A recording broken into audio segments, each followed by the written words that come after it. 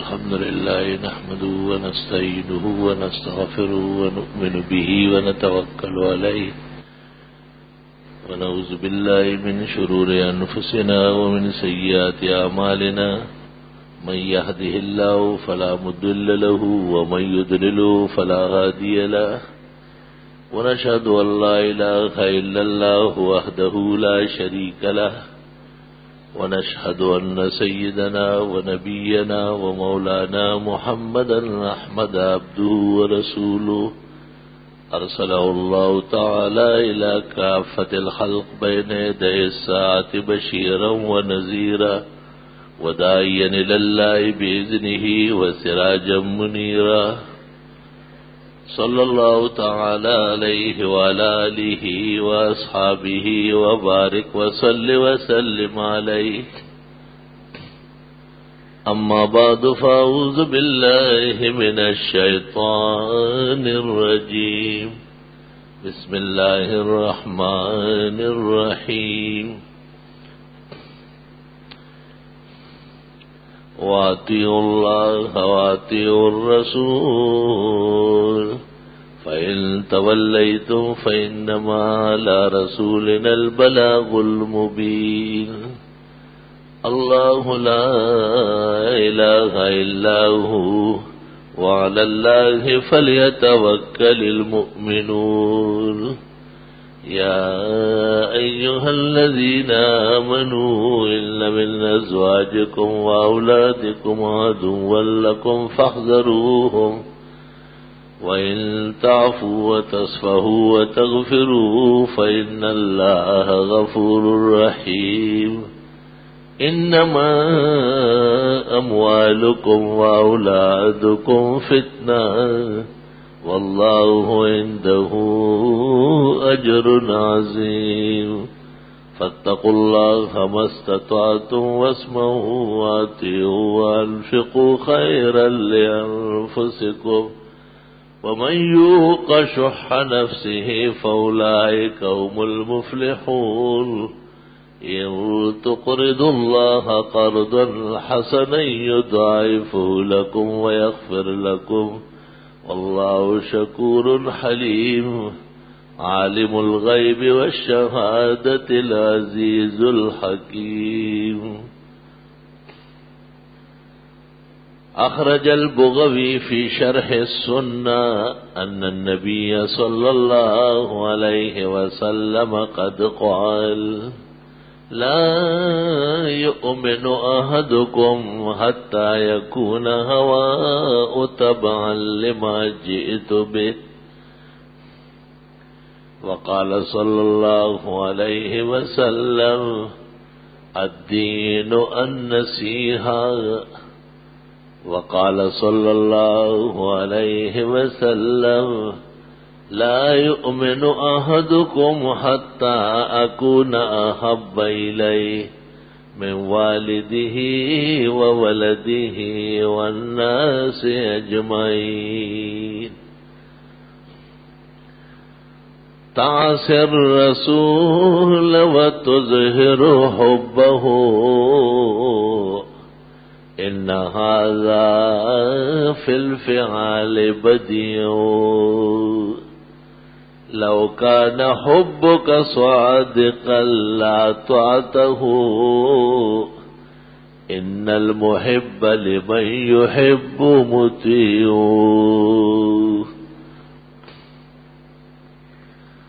اندرو شو آشنا واصبروا بیگانه شو ایچونی زیبار وشکم تر بود اندر جہان دو رنگی چھوڑ دے یک رنگ ہو جا سراسر موم ہو یا سنگ ہو جا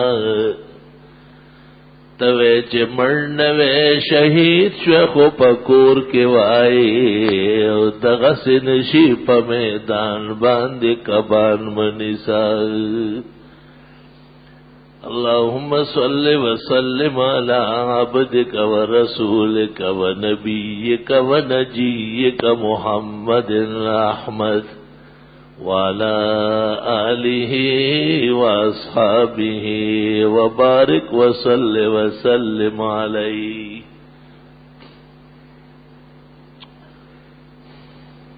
آج اس موضوع پر گفتگو کرنی ہے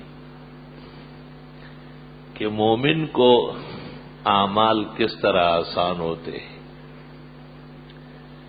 اور ایک مسلمان کو دینیات اپنانے کی کتنی ہمت اور جذبہ درکار ہوتا ہے اور یہ صلاحیت اس میں کیسے آئی.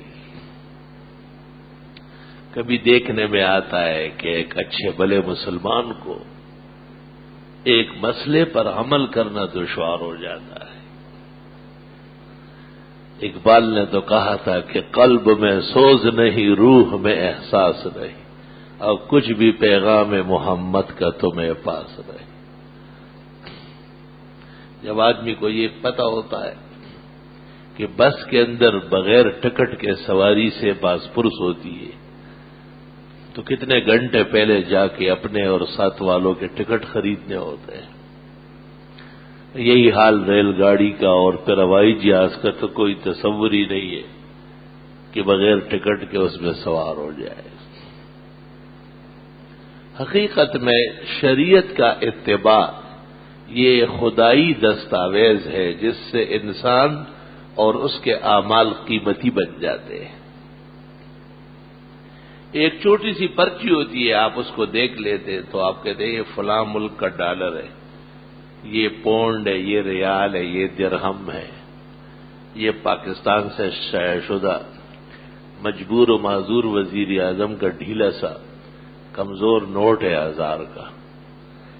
بیکاری بھی اس کو لیتے ہوئے پوچھتا ہے کہ جناب یہ واقعی پیسے ہیں. بے قیمت لوگوں کا دور بے عزت دور ہوتا ہے. ایک عربی شاعر نے اس پر رونا رویا ہے. ذهب الذين يعاش في اكنافهم، وہ لوگ چلے گئے جن کے ساتھ رہنے میں بڑی عزت تھی. ذهب الذين يعاش في اكنافهم وبقيت في الناس كجلد الاجربي، اور آج ان لوگوں میں جی رہا ہوں اور زندگی گزار رہا ہوں کہ ان کی مثال خارشی اونٹ کی ہے. ذرا سا قریب ہو جاؤ تو آپ کو ہی بیماری لگ جائے گی. شرعی اتباع اور شرعی اذن اور اجازت بہت بڑی سند ہے، عزت کا دستاویز ہے، کونین کی سرخروئی اور سعادت ہے. ایک شخص ایسے وقت میں نماز پڑھتا ہے جو نماز کا نہیں ہے، آپ دیکھتے ہی اس پہ حیران ہو جائیں گے کہ یار اس کے دماغ میں فطور ہے، اس کی گھڑی خراب ہے، یہ اوقات جانتا نہیں ہے. نماز نام قیام، رکوع، سجدے اور چند اورات پڑھنے کا نہیں، نماز نام شرعی طریقے اور سلیقے کا ہے. اس وقت شریعت مقدسہ نے نماز کا اہتمام نہیں فرمایا ہے. آخر اس نماز میں جس میں وہ کھڑا ہے وہ پڑھتے اللہ اکبر، اللہ تعالیٰ کا ثنا ہے، عظمت ہے. سبحانک اللہم، خدا کی ثنا کرے گا، سورہ فاتحہ پڑھے گا، سورت میں لائے گا، رکوع سجدہ قاعدہ سب ارکان بجا نہیں لائے گا. ان سب میں خدا کے نام کی یہ سب کلدم ہے. غلط طریقہ ہے، بے سند اور بے دستاویز کام. ایک خوبصورت قسم کی بکری، بہترین قسم کی بچڑی، ویسے ہی دم دے دیا اس نے. مجال ہے ساری کائنات مل کر آپ کو راضی کرے کہ اس کی گوشت، بوٹیاں، کباب، قیمہ بہت اچھا بن جائے گا. لیکن آپ ایک ہی بات جانتے ہیں کہ شران یہ مردار ہے اور ہم مردار خور نہیں ہیں، گدھ نہیں ہے، ہم کتے اور بلے نہیں ہیں. ہمیں اللہ نے حلال رزق کا پابند کیا، ہم ایمان رکھتے ہیں اس پر. لہذا اس کا تصور نہیں ہے کہ یہ انسانی زندگی میں مومن کے ہاں استعمال ہو جائے، کیونکہ یہ شریعت کے قاعدہ ہے، وَلَا تَأْكُلُوا مِمَّا لَمْ يُذْكَرِ اسْمُ اللَّهِ عَلَيْهِ، ایسے جانور کا گوشت تو نہیں کھا سکتے جو ذبح نہیں ہوا ہو۔ جانور ذبح ہو گیا، بسم اللہ اللہ اکبر اتنا اونچا پڑا گیا کہ گلشن اقبال کے تمام بنگلوں میں لوگوں نے سن لی، لیکن جب دیکھا گیا تو وہ گدھا تھا یا خچر تھا یا کوئی زبردست قسم کا بلڈاگ تھا، تو آپ نے کہا کہ اب بھی غلط ہے، یہ جانور سرے سے حلالی نہیں ہوتا، یہ ہے ہی مردار، خدا نے اس کو مردار پیدا کیا ہے۔ جس طرح ان چیزوں کو آپ جانتے ہیں کہ یہ قابل استعمال نہیں ہے، اور سب مسلمان جانتے بھی ہیں اور مانتے بھی ہیں، اس طریقے سے کوئی ایسا عمل جس کی شرعاً اجازت نہ ہو، کوئی ایسا نظریہ جو شریعت کے عقیدے کے ساتھ متصادم ہو، اس کی کوئی حقیقت نہیں۔ بخاری شریف جلد ثانی کتاب النکاح میں ترجمان القرآن حبر هذه الامہ ابن عم رسول اللہ صلی اللہ علیہ وسلم عبداللہ ابن عباس رضی اللہ تعالی عنہ نے جب شاگردوں کو یہ مسئلہ بیان کیا کہ ایک وقت میں ایک آدمی سخت ضرورت، بشری تقاضے اور شہوانی پیاس بجھانے کے لیے، گناہوں سے بچنے کے لیے 4 تک عورت نکاح میں رکھ سکتا ہے، 4 تک۔ تو شاگردوں کو بہت ہی ہنسی آئی کہ وہ آدمی تو جتنا چاہے رکھ سکتا ہے، یہ تو اس کی طاقت اور نفقے پر ہے۔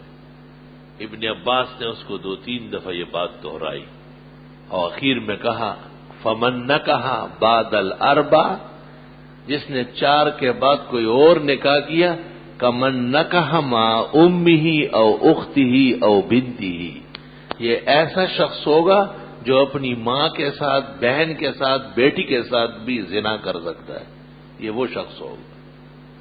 مسئلے کی اہمیت بٹھائی کہ حکم شریعت 4 تک ہے، اس سے آگے قدم نہیں رکھ سکتے۔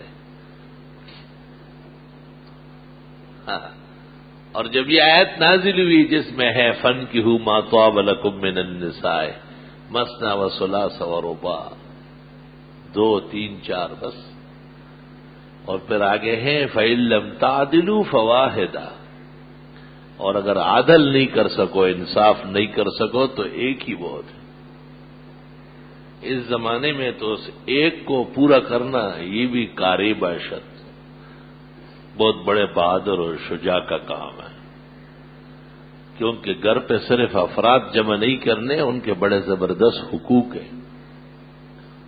جب یہ آیت نازل ہوئی اور رسول اکرم صلی اللہ علیہ وسلم نے اعلان کیا کہ ایک وقت میں ایک امتی زیادہ سے زیادہ 4 عورتیں رکھ سکتا ہے اور اس سے زیادہ نکاح نہیں رکھ سکتا ہے، بس اتنا ارشاد فرمایا، اتنا ارشاد کافی ہے عقل مندوں کے لیے۔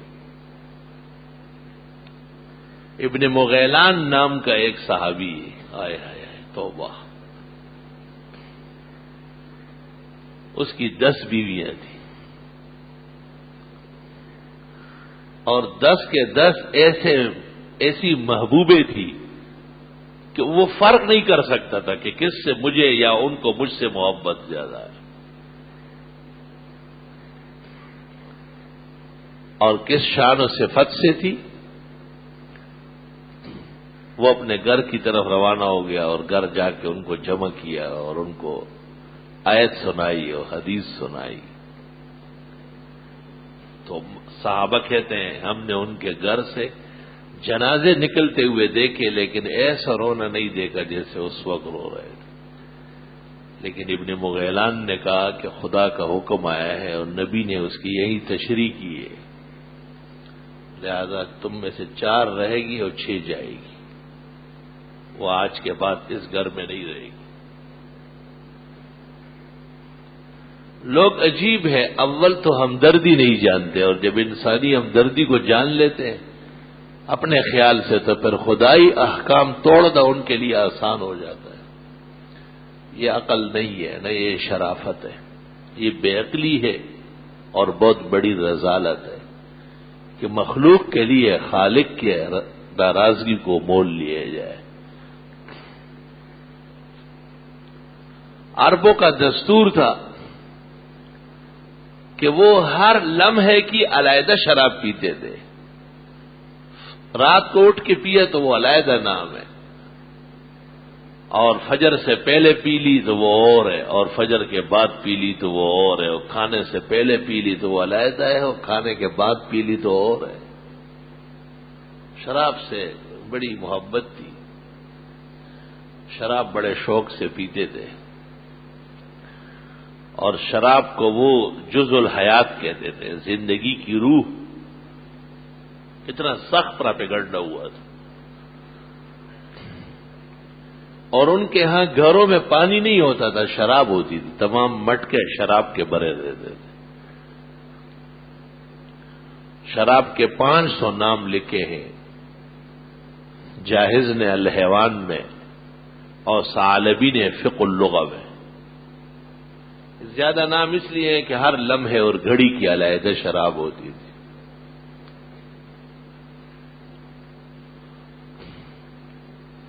اور اس شراب کی وجہ سے ان پر اثر کیا تھا؟ لڑکیوں کو زندہ درگور کرتے تھے، نماز ننگے ہو کر پڑھتے تھے، سیٹیاں بجاتے تھے، طواف ننگے ہو کر کرتے تھے، تجارت کو کمینگی کہتے تھے، بزدلانہ کام، لوٹ کسوٹ کو شجاعت کہتے تھے، اور کتنی ناکردنیاں تھی۔ قرآن کریم نے اس کو جاہلی دور کہا ہے، جاہلوں کا وقت، جس میں ہر طرف جہل ہی جہل۔ انسان جتنے بھی گناہگار ہو، لیکن جب وہ مسجد میں آتا ہے اور اللہ کے گھر میں قدم رکھتا ہے تو توبہ استغفار کر لیتا ہے، اپنا دل و دماغ صحیح کر لیتا ہے کہ خدایا چند لمحے کے لیے آپ کے گھر میں رہوں گا، اور میں آپ کو راضی کرنے کے لیے یہاں داخل ہوتا ہوں۔ وَمَا كَانَ لَهُمْ أَن يَدْخُلُوهَا إِلَّا خَائِفِينَ۔ اللہ فرماتے مسجد میں وہ لوگ اس طرح آئے جیسے اللہ سے ڈرنے والے آتے ہیں۔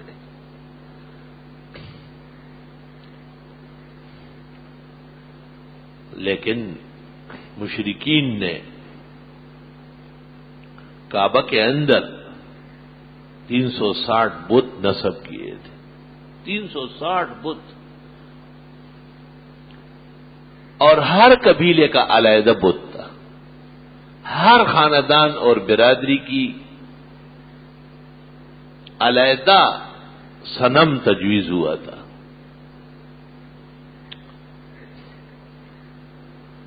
کتنا خطرناک ماحول ہے۔ ابراہیم علیہ السلام اور اسماعیل علیہ السلام کی بھی بت بنائے تھے، مورتیاں بنائی تھی۔ جتنے نیک لوگ گزرے تھے اور ان کے خیال میں وہ واقعی نیک لوگ تھے، ان سب کے انہوں نے بت بنائے تھے۔ ہمارے زمانے کے بدعتی قبروں پر تو جا کے شرک کرتے ہیں اور ایمان ڈبوتے ہیں، لیکن مسجد میں کم از کم اور سیٹیاں ویٹیاں تو بجاتے ہیں، لیکن بت رکھنے کی اور مسجد میں حرام میں قبر بنانے کی ہمت نہیں ہے، اگرچہ بعض علاقوں میں شیطانی زیادہ ہے۔ اس سے بچتے ہیں کیونکہ شریعت مصطفی بہت صاف ستھری ہے، اس کی اجازت نہیں ہے۔ ورنہ یہ ان سے 2 قدم آگے ہیں، پیچھے نہیں ہے۔ جہاں جہاں ان کو موقع ملتا ہے یہ ان سے آگے بڑھنے کی کوشش کرتے ہیں۔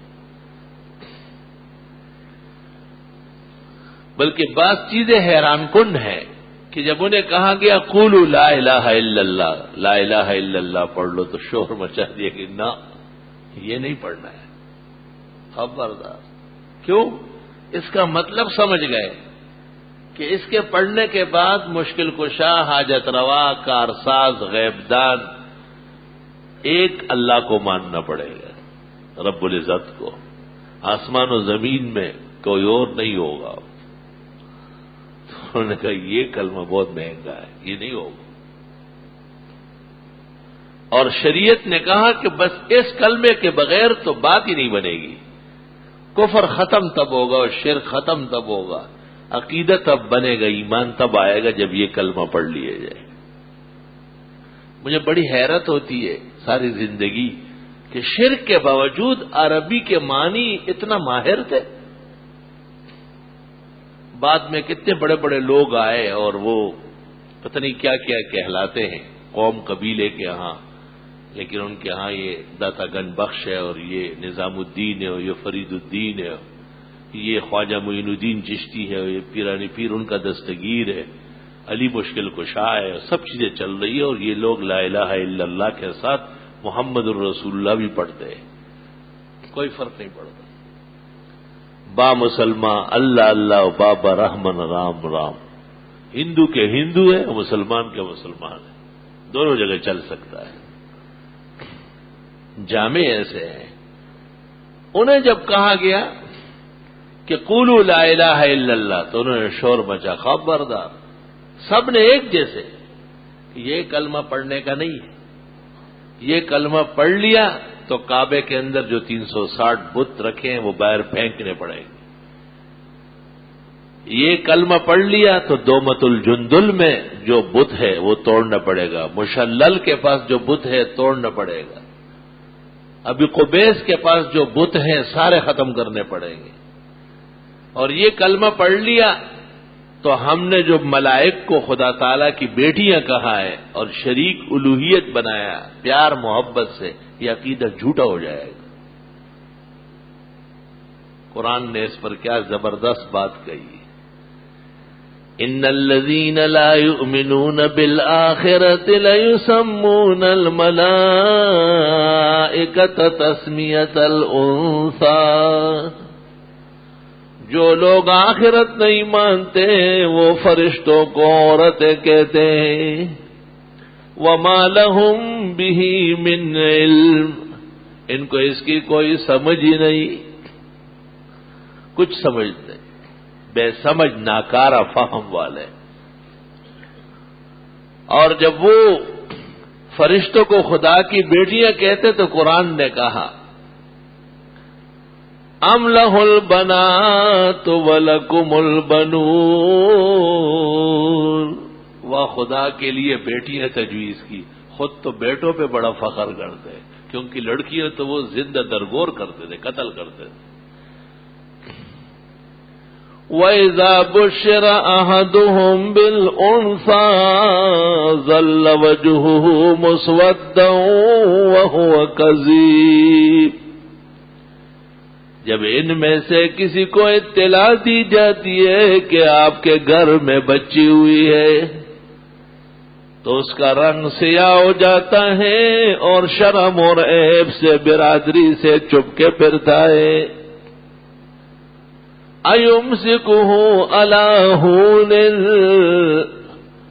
کیا اس لڑکی کو رکھ لے ذلت برداشت کر کے، ام يدسه في التراب، یا اس کو زندہ گاڑ دے زمین میں. یہ پروگرام بننے لگا. ساء ما يحكمون، کیا برے فیصلے کرتے ہیں، کیا گندے نظریات ہیں ان کے. اللہ. اس لیے ہمارے پیغمبر محمد عربی صلی اللہ علیہ وسلم کی 4 بیٹیاں ہوئی تو چاروں کے 4 زندہ ہوئے، زندہ رہی، شادیاں ہو گئی، بچے ہوئے. ہائے ہائے. اور 4 بیٹے ہوئے تو ایک بھی زندہ نہیں رہا. ما کان محمد ابا احد من رجالکم، حضرت صلی اللہ علیہ وسلم تم میں سے کسی مرد کے باپ نہیں، ولیکن رسول اللہ وخاتم النبیین، لیکن حضرت اللہ کے رسول اور تمام انبیاء کے خاتم و مختم ہیں. وَكَانَ اللَّهُ بِكُلِّ شَيْءٍ عَلِيمًا۔ اصل میں بیٹا اس مقصد کے لیے ہے کہ جب میں نہیں ہوں گا تو میرا کام کرے گا، کوئی نہیں ہوگا تو وہ مجھے یاد کرے گا، کوئی ہمارے ابا جی اور ان کا یہ کارنامہ اور یہ بہترین عمل۔ اولاد اس کام کے لیے۔ یرثنی ویرث من آل یعقوب، ایک پیغمبر خدا سے بیٹا مانگ رہا ہے، فرماتے ہیں ایسا بیٹا چاہیے جو میرا کام بھی کر لے اور میرے بزرگوں کا نام بھی روشن رکھے۔ وَجَعَلْهُ رَبِّي رَضِيًّا، اور اے پروردگار اس کو پسندیدہ بنائیے۔ کیونکہ اگر پسندیدہ نہ ہو اور بیٹا جو باز نکلا، بد چلن نکلا، بد عمل نکلا، تو پھر ماں باپ کے لیے دونوں جہانوں کی سیاکاری، بدنامی اور تباہی کا باعث ہے۔ اور دنیا کی رونق اور عزت بیٹوں سے ہے۔ خدا خود فرماتے ہیں المال والبنون زینت الحیات الدنیا، مال اور بیٹے دنیا کی رونق اور خوشی ہے۔ والباقیات الصالحات خیر عند ربک ثوابا وعملا، اور نیک اعمال تیرے رب کے ہاں کام آنے والے ہیں، کیونکہ وہاں بیٹا اور بیٹی مال دولت سے کچھ نہیں بنے گا۔ یوم لا ينفع مال ولا بنون، قیامت کے دن نہ مال کام آئے گا نہ بیٹے کام آئیں گے۔ الا من اتى اللہ بقلب سلیم، ہاں جو اللہ کے حضور میں پیش ہوا اور اس کا سینہ شرک اور بدعت سے پاک تھا۔ ابو عثمان نہدی سے تفسیر کی کتابوں میں یہ روایت ہے، کیونکہ بدعتی مشرک اور منافق کے لیے ہے فی قلوبہم مرض، ان کے دل میں مرض ہے شرک کا، بدعت کا، تو قیامت کے دن صحیح القلب چاہیے، سلیم الفطرت۔ دنیا کی بیماریاں دنیا میں رہ جائے گی، لیکن دین کی بیماریاں ساتھ چلتی ہے۔ اس لیے انبیاء نے یہی محنت کی کہ لوگوں کا عقیدہ توحید کا بنے اور لوگوں کا عمل سنت کا بنے، ان کے عقیدے میں شرک نہ ہو اور ان کے اعمال میں بدعت نہ ہو۔ قیامت کے دن تو بیٹے اور بیٹیاں، مال اور دولت، خزانے تو کام نہیں آئے گے۔ ہاں، جو بیٹے دین میں رہے، جو مال دین پر صرف ہوا، بے شک وہ دین کا حصہ بن گیا، اور دین تو دونوں جہانوں میں کارآمد ہے۔ اللہ، اور خدا کتنا خوش ہوتا ہے اس سے، اللہ اکبر۔ والذین آمنوا، وہ لوگ جو ایمان لائے، واتبعتہم ذریتہم بایمان، اور ان کی آل و اولاد بھی ان جیسے عقیدے اور ایمان والی رہی۔ الحقنا بہم ذریتہم، ملا دیں گے ان کے ساتھ ان کے ماننے والوں کو، آل و اولاد کو۔ وما التناہم من عملہم من شیء، اور ہم ان کی نیکیوں سے کم نہیں کریں گے۔ کل امرئ بما کسب رہین، ہر انسان اپنے کیے کی وجہ سے گرفتار ہوگا۔ اگر آپ نے ایسی غلطی کی ہے تو اس کا جواب دینا ہے۔ آپ نے غلطی نہیں کی، اچھے اعمال کیے، عمر بھر کوشش کی کہ اللہ کی توحید پر قائم رہے، اور محمد عربی صلی اللہ علیہ وسلم کی جلیل القدر سنت آپ کی زندگی کا بہترین نمونہ رہے، تو اللہ تعالیٰ آپ کی نیکیاں ضائع نہیں کرے گا، اس کے ساتھ احسان فرمائے۔ اللہ، اب یہاں دو مسئلے پیش آتے ہیں۔ ایک مسئلہ یہ پیش آتا ہے کہ ہم تو اولاد اللہ تعالیٰ سے مانگ رہے ہیں، ہم تو مال بھی عزت کے تحفظ کے لیے اللہ سے مانگتے کہ خدایا حلال مال عطا فرما، کیونکہ دنیا میں رہتے ہوئے انسان انسانی ضرورتوں کے لیے مال کی طلب کرے گا، کوشش کرے گا۔ اس کے لیے قرآن مجید کی کیسی روشن زرین اقوال ہے، اللہ تعالیٰ نے اس کے لیے انبیاء علیہ السلام کو پیش کیا کہ ایک پیغمبر خدا سے صرف اولاد نہیں مانگ رہے، رب حبلی من لدنک ذریۃ طیبہ، خدایا اولاد نیک اور صالح نصیب فرما، نیک اور صالح اولاد۔ اور مسلمانوں کی دعا ذکر کی کہ اے مسلمان جب تم دعا مانگنے لگو تو دعا کا طریقہ سیکھ لو، ربنا هب لنا من ازواجنا وذریاتنا قرۃ اعین، خدایا میری بیوی اور میری اولاد میری آنکھوں کی ٹھنڈک رہے۔ بیوی اور اولاد یہ زندگی کا ساز و سامان ہے، اگر بیوی درست صالح عفیفہ پاک دامن مطیع نکلی تو آپ کی جو اب بقیہ زندگی ہے یہ جنت الفردوس کا نمونہ ہے، پاک صاف خوش و خرم۔ حدیث شریف میں ہے اچھی عورت ہے جب خاوند گھر آئے اس کا تھکاوٹ دور ہو جائے، دیکھ لے اس کو تو اس کا دل اور آنکھ محبت سے بھر جائے۔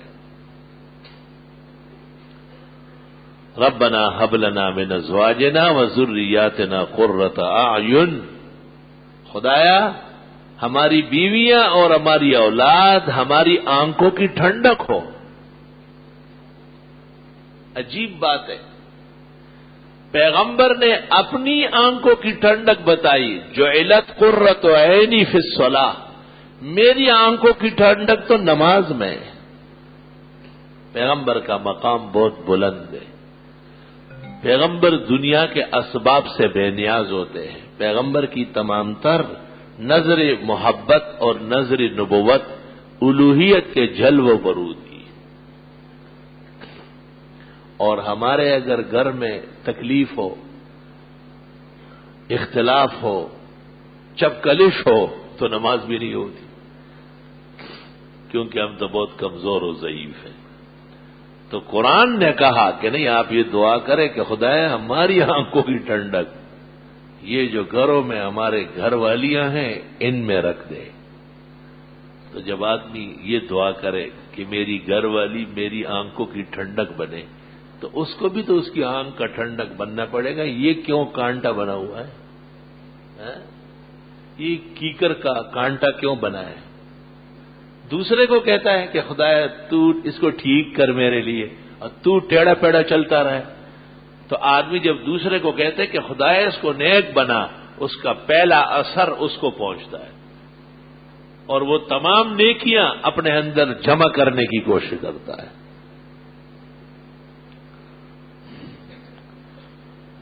اس لیے امام ابو یوسف رحمت اللہ علیہ سے جب پوچھا گیا کہ کبھی کبھی ہم شادیاں کر لیتے ہیں، بڑی خوبصورت جوان عورت آ جاتی ہے، لیکن ہم کام کاج میں بڑے مصروف ہیں، ہماری داڑھی سفید ہو جاتی ہے۔ جوان لڑکی، اس کو تو سفید بال چمکتے ہوئے زیادہ اچھے نہیں لگیں گے۔ تو امام ابو یوسف نے کہا داڑھی کالی کر لو، بیوی کے لیے داڑھی کالی کر لو، خیر ہے۔ اور وہ بہت عجیب عبارت ہے، امداد الفتامہ میں بھی حکیم الامت نے نقل کی اور ادب القاضی میں خصاف نے نقل کی اور بڑے معتبرین نے۔ کما احب ان تتزین لی، جیسے میں چاہتا ہوں کہ بیوی حسین جمیل بن کے رہے، فہی تحب ان اتزین لہا، تو وہ بھی تو چاہتی ہے کہ میں بھی خوب مستنڈا اور بہترین ان کی آنکھوں کی ٹھنڈک اور خوشی کا سامان۔ یہ صرف ایک مسئلہ نہیں ہے، یہ ایک قضا ہے قاضی القضات کا۔ یہ شرائع اور دنیا کے درمیان ایک راہ اعتدال پیدا کرنا ہے کہ میاں بیوی کی زندگی خوشگوار ہونا چاہیے۔ اور جب گھر میں بے سکونی ہو، چپکلش ہو، اختلاف ہو، تنازع ہو، تو سلطنت بھی الٹ جائے گی، اس کا بھی کوئی فائدہ نہیں ہو۔ فوج اور فورس اطاعت کرے نا، جب بیوی بغیر اطاعت کے ہے تو اس شخص کو کبھی بھی آرام و عزت نصیب نہیں ہو، کیونکہ اللہ تعالیٰ نے بیوی کے لیے کہا لِتَسْكُنُوا إِلَيْهَا، تمہارا سکون ان کے ساتھ ہے۔ مال و دولت، خزانے اور جائیداد، عہدے اور مرتبے، یہ باہر کی چیز ہے۔ ہمارے رسول جناب نبی کریم صلی اللہ علیہ وسلم جو کامل و اکمل انسان ہے اور انسانیت کے سرتاج ہے، اور کل کائنات کے انس و جن کے لیے اللہ نے عقیدے اور عمل کا بہترین نمونہ بنایا ہے۔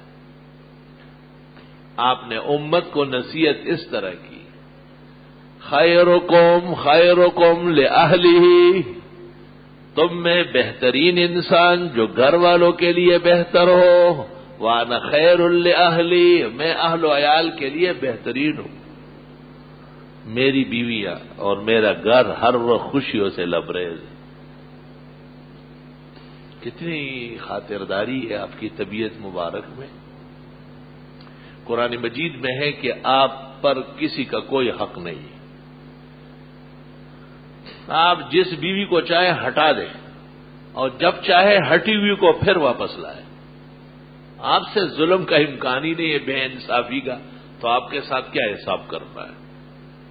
شان دے کے ذرا، اور پھر فرمایا خالصۃ لک، یہ آپ ہی کے ساتھ خاص ہے، من دون المومنین، اور مسلمانوں کو ایسا کرنے کی اجازت نہیں ہے۔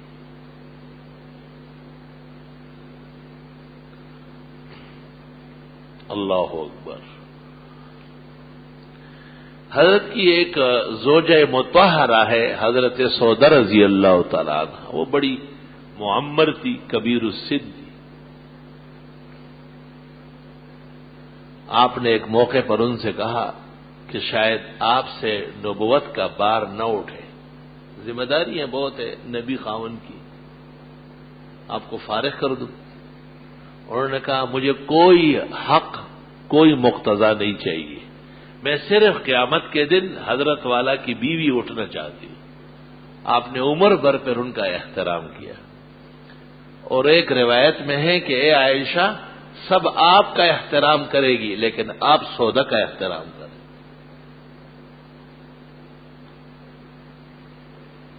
اللہ اکبر۔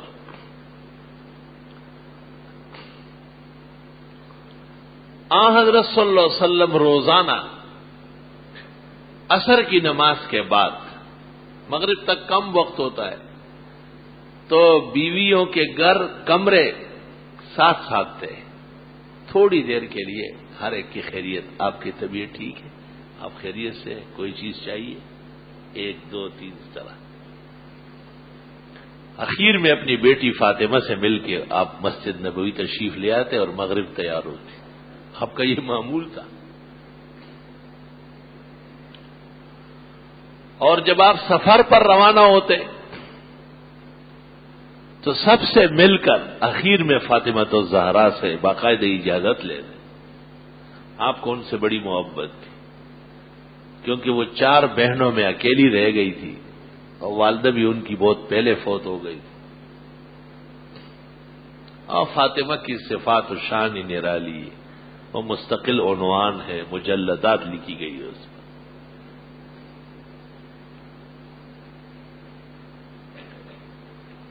اللہ اکبر۔ آپ نے اپنی وفات کی اطلاع بھی سب سے پہلے فاطمہ کو دی تھی، اور اپنے خاندان میں سے فاطمہ کو یہ خوشخبری دی کہ سب سے پہلے آپ مجھے ملے گی، اور بیویوں میں سے آپ نے کہا اطولکن یدن، جس بیوی کے ہاتھ لمبے لمبے ہو۔ تو بعد وفات الرسول بیویاں پیمائش لے کر کے ہاتھ ناپنے لگے، تو سودا بڑی بیوی تھی، اس کے ہاتھ لمبے نکلے۔ پھر جب دیکھا کہ حضرت زینب بنت جہش پہلے فوت ہو گئی، جس کا نکاح آسمانوں پر ہوا ہے، تو بیویوں نے کہا اطولکن یدن سے مراد ہاتھ نہیں ہے، سخاوت ہے۔ فلاں کے بڑے ہاتھ ہیں، یعنی بڑے اختیارات ہیں. اللہ کے ہاں وہ شخص با اختیار بنتا ہے جس میں سخاوت بہت ہو. کنجوس بخیل وہ تو اولاد کے سامنے بے عزت ہوتا ہے. بیوی جانتی ہے کہ یہ خاوند ہمارا کنجوس نہیں، صرف مکی چوس بھی ہے.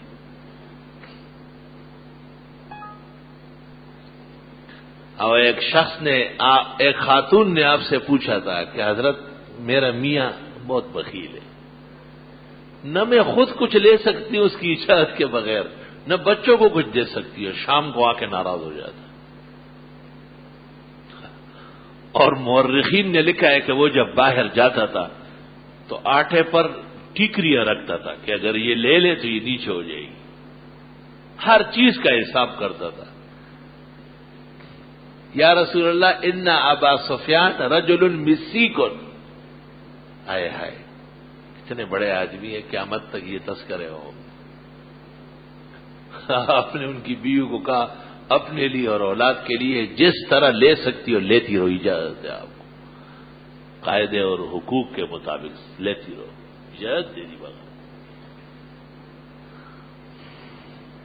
اور آپ نے ایک خاوند کا ذکر کیا کہ اتنا شریف اور نیک خصلت تھا کہ اس نے بیوی کو کہا کلی ومیری اہل کے، کھاؤ ماں باپ کو بھی دیتی رہو، بانٹو.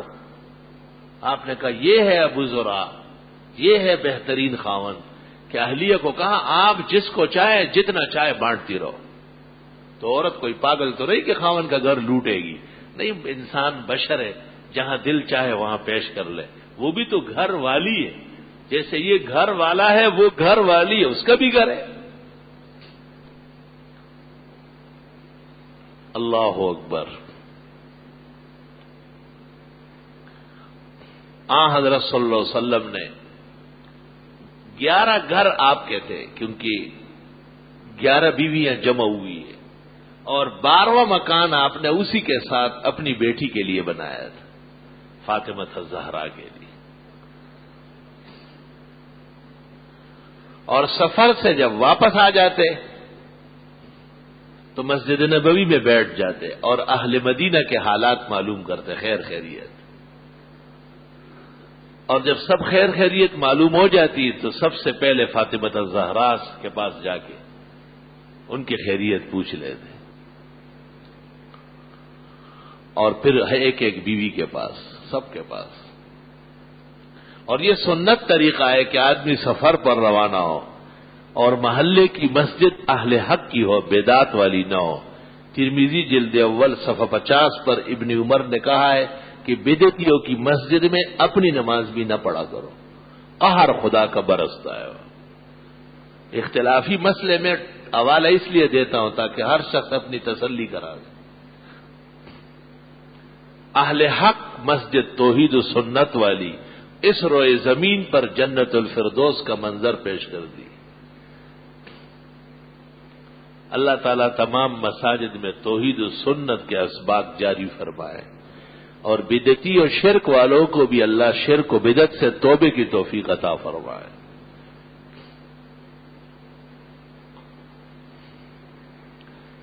ایک بیوی ہے وہی حضرت زینب، وہ ذرا بڑی شان والی تھی جس کا نکاح آسمان پہ ہوا ہے.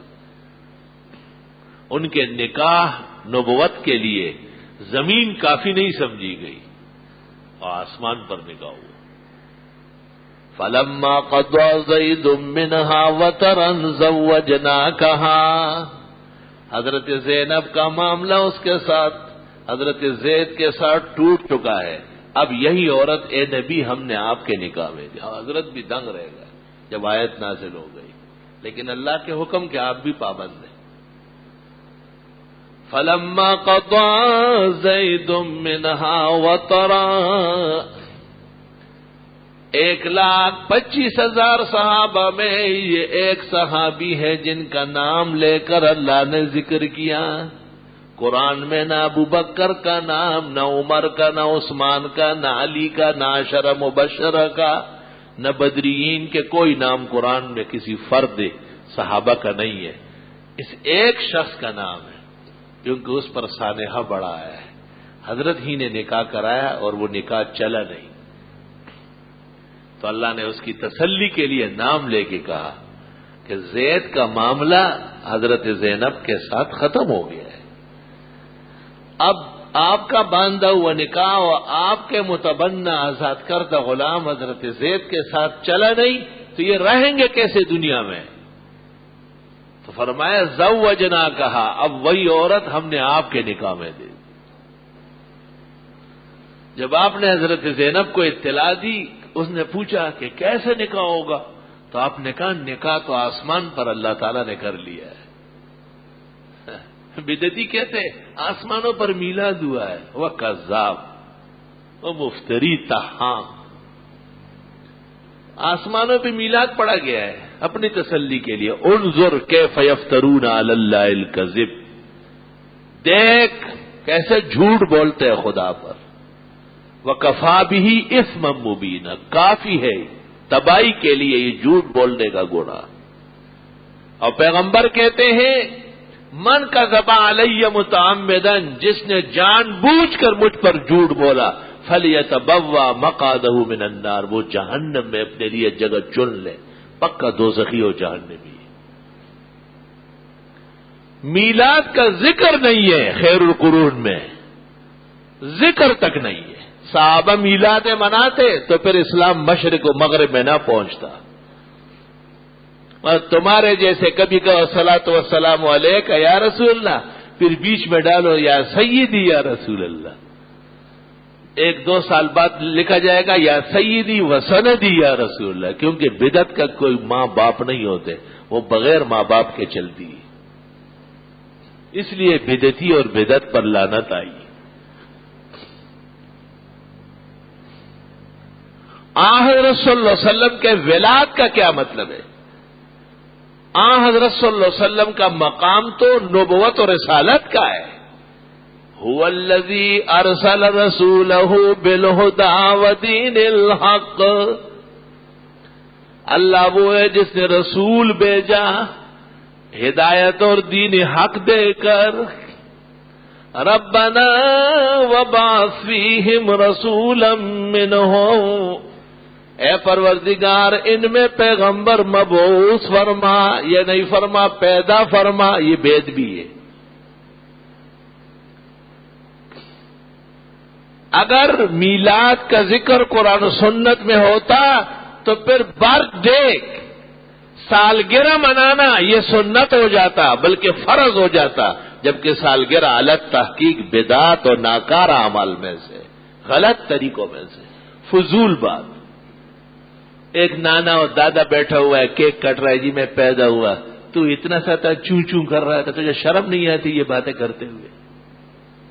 پورے قرآن میں نبی کے ولادت کا کوئی ذکر نہیں ہے. نبی کے 3 چیزوں کا ذکر ہے، خاص کر طلباء خیال رکھے، پہلا دعویٰ سن لے کہ پورے قرآن میں نبی کے مولود ہونے کا کوئی ذکر نہیں، مبعوث ہونے کا ذکر ہے. یہ تو اپنے ساتھ برابر کرنا ہے کہ ہم بھی پیدا ہوئے ہیں اور تم بھی، حضرت بھی پیدا ہوئے. غلط، ہم پیدا ہوئے ہیں اور حضرت مبعوث ہوئے ہیں. آپ کو اللہ نے بعثت عطا فرمائی، آپ کو اللہ نے رسول النبی بنا کے بھیجا ہے. غلط باتیں کرتے ہیں، غلط فرقہ غلط باتوں پر اتر آتا ہے.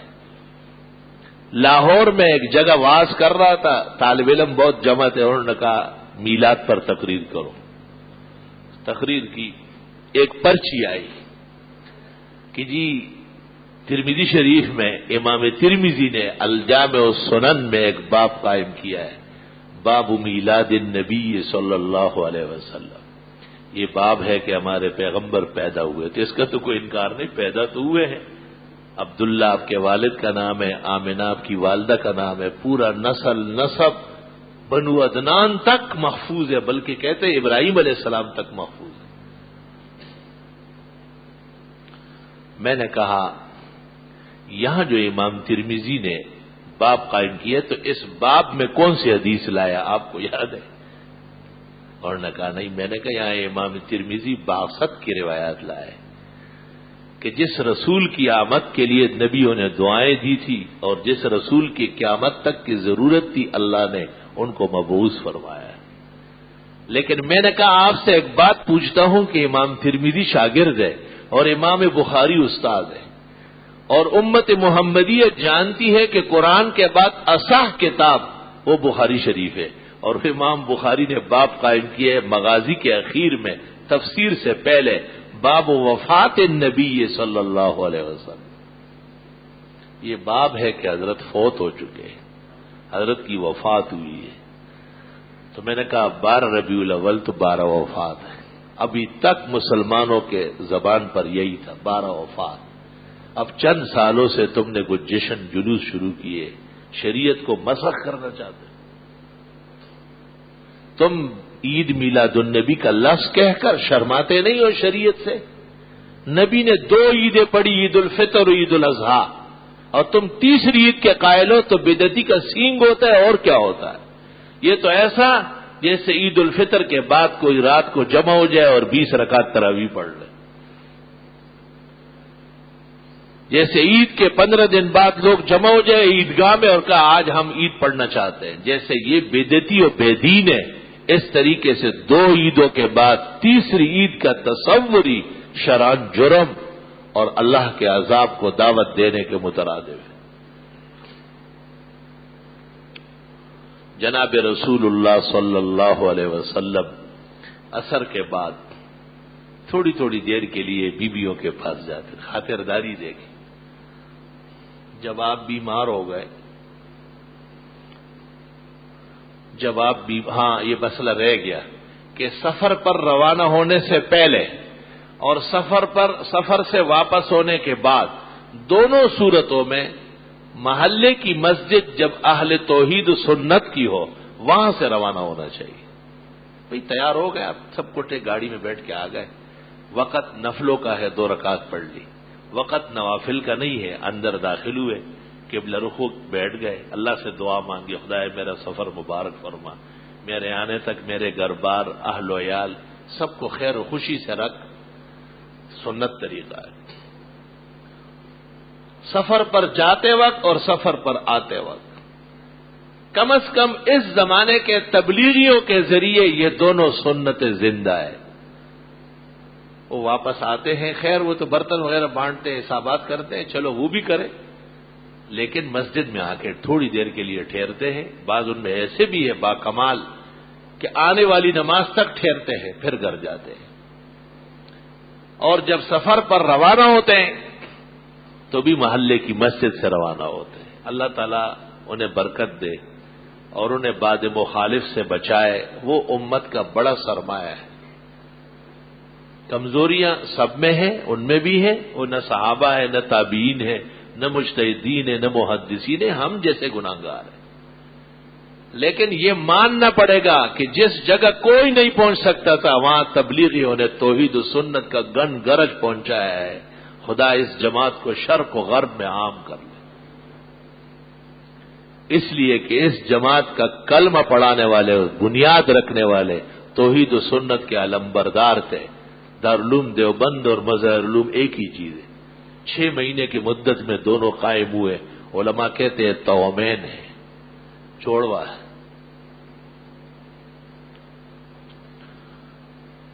اسی طرح ایک سنت یہ بھی ہے کہ جب کسی کے گھر میں آپ کھانا کھانے چلے جائیں، لوگ انسان ایک دوسرے کی دعوت کرتے ہیں کہ آج میرے گھر آئے، تشریف لائے، میرے ساتھ رات کا کھانا کھائے، تو اہل ایمان اہل عقل جب وہاں پہنچے کوئی عذر نہ ہو، رومال اپنا بچھا لے، 2 رکعت قبلہ رخ ہو کے پڑھ ہی لے۔ اس سے پوچھیں گے تو وہ غریب پریشان ہو جائے گا، مصلی لاتا ہوں، قالین بچھاتا ہوں، یا آپ کو کہیں گا کہ گھر جا کے پھر پڑھ لے، تو اور تباہی کے قریب ہو جائے، پوچھنے کی ضرورت نہیں۔ ہاں جب بے تکلفی ہے اور ایک جیسے اہل دین ہے، ان سے بھی خوش ہونے کی توقع ہے تو بتا دو کہ کسی کی دعوت میں جا کر کے بھی 2 رکعت پڑھ لینا۔ بخاری میں ہے حضرت صلی اللہ علیہ وسلم جس کے گھر میں بھی دعوت کے لیے گئے وہاں آپ نے 2 رکعت پڑھی۔ اور یہ جو حدیث آئی کہ جس نے سنت کو زندہ کیا اس کو 100 شہیدوں کا ثواب ملے گا، محدثین کہتے اس جیسی سنت کو جو ذہنوں سے بالکل نکل چکی ہے، بلکہ پاک لوگوں کے یہاں سے نکل چکی ہے۔ پاک لوگ، وہ کمزور تو کمزور ہے ہی، پاکان زمانہ، مشرق اور مغرب میں دیکھو جب نماز کھڑی ہوتی ہے ہاتھ باندھ لیں گے ایسے. بھائی ہاتھ باندھنا تو اللہ اکبر کے بعد ہے، پہلے ہاتھ کھلے چھوڑنا سنت ہے، کوئی منع کرنے والا نہیں. جو بھی کپڑے سلوائیں گے، خواہ کوٹ ہو، صدری ہو، واسکٹ ہو، شیروانی ہو، قمیص ہو، تو آپ دیکھیں الٹا دائیں پر ہوگا. بھئی آپ نماز میں ہاتھ کیسے باندھتے ہیں؟ قمیص کا کنارہ ایسا کیوں نہیں سلواتے؟ کہتے جی یہ عورتوں کا طریقہ ہے. پھر عورت ایک خدا مانتی ہے تو آپ چار مان لیں. عورت حضرت صلی اللہ علیہ وسلم کو خاتم النبیین مانتی ہے تو پھر آپ مرزے پر ایمان لائیں گے کیا؟ یہ عورت اور مرد کی باتیں شیطان نے آپ کے ذہن میں ڈالی تاکہ سنت سے محروم ہو جائے. نمازوں کے بعد بیٹھے رہتے، ذکر کرتے، لیکن الٹے ہاتھ سے بھی پڑھتے ہیں. بھئی جب آپ الٹے ہاتھ سے پڑھتے ہیں تو پیغمبر کی اس حدیث کا کیا مطلب ہے کہ آپ کا دائیں ہاتھ ذکر و اذکار نیک کاموں کے لیے تھا اور بائیں ہاتھ پیشاب پخانے، جوتے، اس قسم کے کاموں کے لیے تھا. اور صراحت کر چکے ہیں علی قاری مرقات شرح مشکات میں، طاہر پٹنی تکمل مجموع البحار میں کہ بالیمین فقط، صرف دائیں ہاتھ استعمال ہو. یہ دونوں ہاتھ سے پڑھتے. کہاں کہاں شیطان پہنچا ہوا ہے، تمام اچھے کاموں کو بگاڑتا ہے. اچھا بائیں ہاتھ سے جب پڑھتے ہیں تو دائیں ہاتھ کہیں جو ہے نا کالا کوٹ گیا ہوتا ہے کیا؟ وہ ایسے ہی پڑا رہتا ہے. تو جب دائیں ہاتھ فارغ بیٹھا ہوا ہے تو اسی سے ٹھیک ہے. الحمدللہ حضرت صلی اللہ علیہ وسلم کی عادت ہی کریمہ تھی کہ آپ اپنے اہل و عیال کی بڑی خاطرداری فرماتے تھے، اور خاطرداری کرنا چاہیے. جب ہم دعا مانگتے ہیں کہ خدا ان کو ہماری آنکھوں کی ٹھنڈک بنا، تو ہم بھی ان کی آنکھوں کے ٹھنڈک بنے، ان کی آنکھوں کے ٹھنڈک خاوند بنے، تکلیفیں دور کر لے، پریشان نہ ہونے دے، تسلی دے. جتنے خانگی امور کے جھگڑے ہیں خدا کی قسم دولہے کی نااہلیت کی وجہ سے کہ وہ مرد نہیں ہے پورا. بیوی کو علیحدہ تسلی دو، آپ میری زندگی کا حصہ ہے، میں آپ ہی کے لیے ہوں، آپ میرے ساتھ رہے گی، یہ میری ماں ہے، یہ میرے باپ ہے، یہ بہن بھائی ہے، انہی میں پلا بڑا ہوں، میرے خاطر کوئی ان کی سختی سہ لے، کوئی بات نہیں، میں اس کا بدلہ اتاروں. دیکھیں کیسی وہ بہترین عورت بن کے رہے گی. ماں باپ بہن بھائیوں کو علیحدگی میں کہو یہ عورت بھاگ کے نہیں آئی، یہ کوئی چورنی نہیں ملی، یہ خاندان کی عورت ہے، عزت کے گھرانے میں پلی بڑی ہے شہزادی کی طرح. ہمارے ہاں اللہ تعالیٰ نے قسمت لکھی تھی یہاں آئی، اس کو اپنی بیٹی سمجھ کے رکھو. یہ تم نے کیا ظلم شروع کیا ہے؟ تم اپنے احکامات کسی اور جگہ نافذ کرو. بیوی پر صرف خاوند کا حکم چل سکتا ہے. ساس سسر اس کو یہ بھی نہیں کہہ سکتے کہ وہاں سے برتن اٹھا کے یہاں رکھو، میں ذمہ دار ہوں، پھینکے گا، کہیں بھی نہیں، اجازت ہی نہیں. آپ بیٹے کو کہے کہ وہ انہیں کہے، یہ اس کا احسان ہے، انسانیت ہے کہ آپ کو امی اور ان کو ابو کہتے ہیں. ماں باپ کو علیحدہ تسلی دو کہ میں نے کہیں نہیں جانا، اگر میں زمانے کا بادشاہ بھی بنا تو آپ کا بیٹا ہوں گا. میں نے جو کچھ کرنا ہے آپ کی دعاؤں کے ساتھ، آپ کی خوشیوں کے ساتھ، لیکن میرا گھر نہ اجاڑے اور میری اس اہلیہ کو اپنی بہو اور بیٹی سمجھ کر رکھے.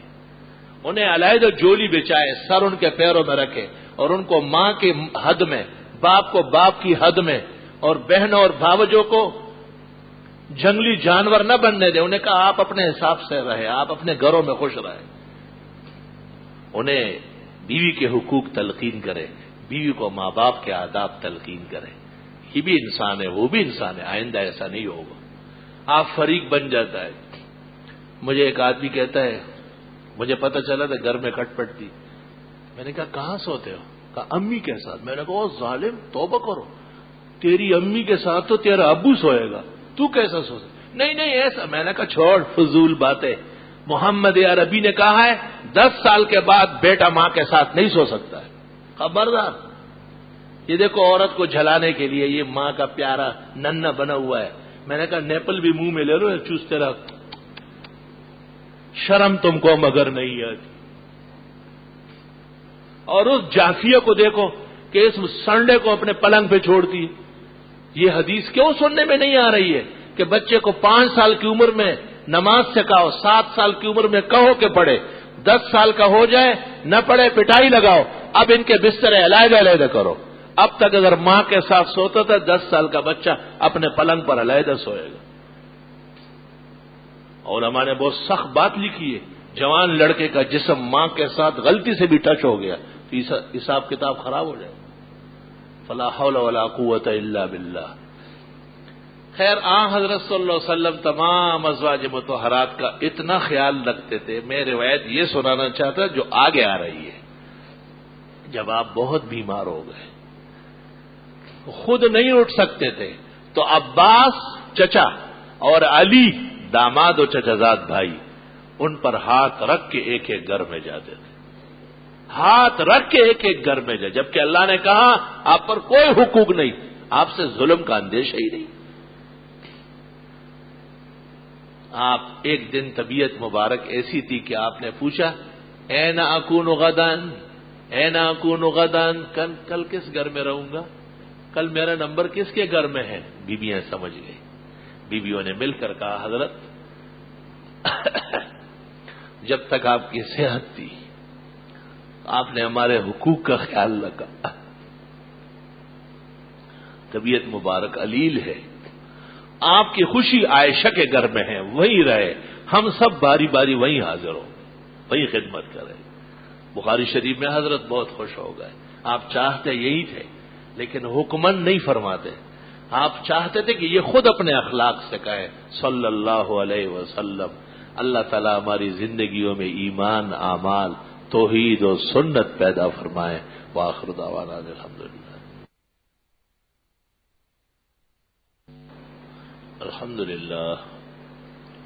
الحمدللہ حمدا کثیرا وسبحان اللہ بکرۃ واصیلا. اللہ اکبر کبیرا. اشهد ان لا اله الا الله وحده لا شريك له واشهد ان محمدا احمد عبده ورسوله صلی اللہ تعالی علیہ وعلى آلہ واصحابہ وبارک وسلم. اما بعد فاعوذ باللہ من الشیطان الرجیم. ان اللہ اصطفى لكم الدین فلا تموتن الا وانتم مسلمون. ان الدین عند اللہ الاسلام ومن يبتغ غير الإسلام دينا فلن يقبل منه وهو في الآخرة من الخاسرين. وقال النبي صلى الله عليه وسلم الدين السمح السهل الحنفية البيضاء. بارك الله لنا ولكم في القرآن العظيم ونفعنا وإياكم بالآيات والذكر الحكيم. إنه تعالى جواد قديم كريم ملك بر ورب رؤوف رحيم. الحمد لله جل وعلا وصلى الله وسلم على رسوله المصطفى ونبيه المجتبى وأمينه على وحي السماء وعلى آله النجبى وأصحابه الأتقياء أفضل الخلائق بعد الأنبياء. قال النبي صلى الله عليه وسلم أرحم أمتي بأمتي أبو بكر وأشهدهم في أمر الله عمر وأصدقهم حياء عثمان وأقضاهم علي وفاطمة سيدة نساء أهل الجنة. وفضل عائشة على النساء كفضل السريد على سائر الطعام. وقال الله في أصحابي لا تتخذوهم غرضا من بعدي ومن أحبهم فبحبي أحبهم ومن أبغضهم فببغضي أبغضهم. وقال صلى الله عليه وسلم لا تسبوا أصحابي فإن أحدكم لو أنفق مثل أحد ذهبا ما بلغ مد أحدهم ولا نصيفا. إن الله يأمر بالعدل والإحسان وإيتاء ذي القربى وينهى عن الفحشاء والمنكر والبغي يعظكم لعلكم تذكرون. صف سیدھی فرما لیجیے، درمیان میں خالی جگہ نہ چھوڑیں. صفوں کی درستگی بہت ضروری ہے. سر ڈھک کے نماز پڑھنا سنت طریقہ ہے. مرد کے لیے ضروری ہے شلوار کے 5 ٹخنوں سے اوپر. صفیں سیدھی فرما لیجیے. صفوں کی درستگی بہت ضروری ہے. پیروں کے درمیان فاصلہ کم کر لیں. ایڑیاں اور پنجے ایک سیدھ میں رکھنے کی کوشش کریں. قدر تکلیف تو ہوگی، عالمگیری میں ہے، اس سے نماز میں خشوع و خضوع تقویٰ پیدا ہوتا ہے. اللهم إنا نستغفرك ونسألك السلام والعافية.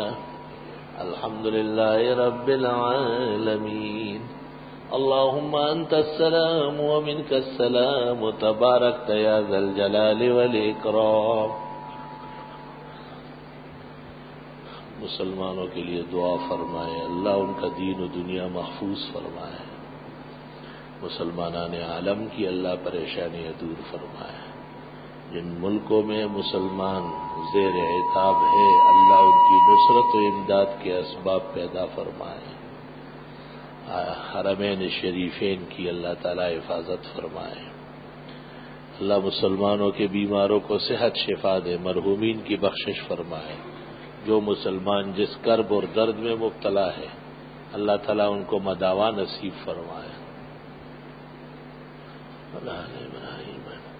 ملک میں اللہ امن قائم فرمائے، آئین شرعی نفاذ کے اسباب پیدا فرمائے، حکمرانوں کے سیاسی شعبہ بازیوں کے رن رلیوں سے اللہ ملک و ملت کی عزت اور وقائے محفوظ فرمائے، اللہ علماء مشائخ مجاہدین طلباء مساجد مدارس جملہ شاعر دین و ملت کی حفاظت فرمائے، صلی اللہ تعالی علی خیر خلقی محمد وآلہ واصحابہ اجمعین برحمتہ۔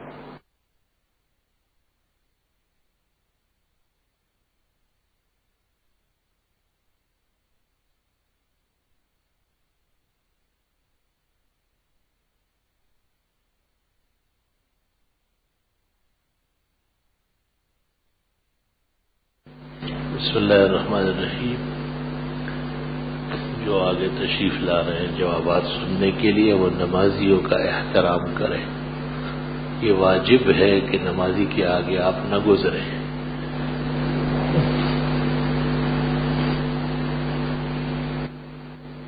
بسم اللہ الرحمن الرحیم۔ انہوں نے پوچھا ہے کہ کیا یہ حدیث قدسی ہے؟ اے ابن آدم، ایک میری چاہت ہے اور ایک تیری چاہت ہے، ہوگا وہی جو میری چاہت ہے، اور حوالہ دیا جاتا ہے بخاری مسلم وغیرہ کا، جبکہ بعض علماء اس کی صحت سے انکار کرتے ہیں۔ ان الفاظ کے ساتھ مجھے بھی یاد نہیں ہے، احتیاط یہ ہے کہ بطور حدیث کے نہ بیان ہو جائے۔ علماء نے اصول حدیث کی کتابوں میں لکھا ہے کہ کسی روایت کی جب تک سند معلوم نہ ہو اور یہ یقین نہ ہو کہ یہ حضرت صلی اللہ علیہ وسلم کی حدیث ہے، اس وقت تک آپ کی طرف منسوب نہ کی جائے۔ ویسے کہا جائے کہ روایت میں آیا ہے، کہا گیا ہے، سننے میں آیا ہے، تو کذب کے ارتکاب سے بچے گا۔ تعبیر الرؤیا نامی کتاب ابن سیرین کی، جس کا ترجمہ ابو القاسم دلاوری نے کیا ہے، کیسی کتاب ہے؟ درست ہے۔ اصل میں امام ابن سیرین رحمت اللہ علیہ حدیث اور رویا کے بڑے امام تھے، کوئی شک نہیں ہے۔ حضرت صاحب کی طرف منسوب یہ کتاب اصلاً رویا کے اصول ہے، خوابوں کے دیکھنے، بتانے، تعبیر سمجھنے، عمل کرنے کے آداب پر مشتمل ہے۔ مولانا ابوالقاسم دلاوری نے اس کی اچھی شرح لکھی ہے۔ آج کل اس کی ایک اور شرح بھی اس سے بڑھ کر آئی ہے، اس میں بڑے علوم ہیں، اور اس موضوع پر بڑی کتاب شاہ ولی اللہ صاحب کی ہے الانوار الملکیہ، اور اس سے بھی بڑی کتاب عبد الغنی نابلسی کی ہے تاثیر الانام۔ اصلاً خوابوں کی تعبیر کا ملکہ موہوبہ ہوتا ہے، اللہ کسی کو یہ صلاحیت دے کہ وہ خواب سمجھ لے۔ حقیقت میں خواب عالم آخرت کی زبان ہے، جیسے انگریزی ایک زبان ہے، بلوچی ایک زبان ہے، پشتو ایک زبان ہے، عربی فارسی، اس کے ماہر اس کو خوب سمجھیں گے۔ اسی طرح آخرت کے کچھ اشارات ہیں جو نائم کو نوم میں، سوئے ہوئے آدمی کو سوتے میں دکھائی دیتے ہیں۔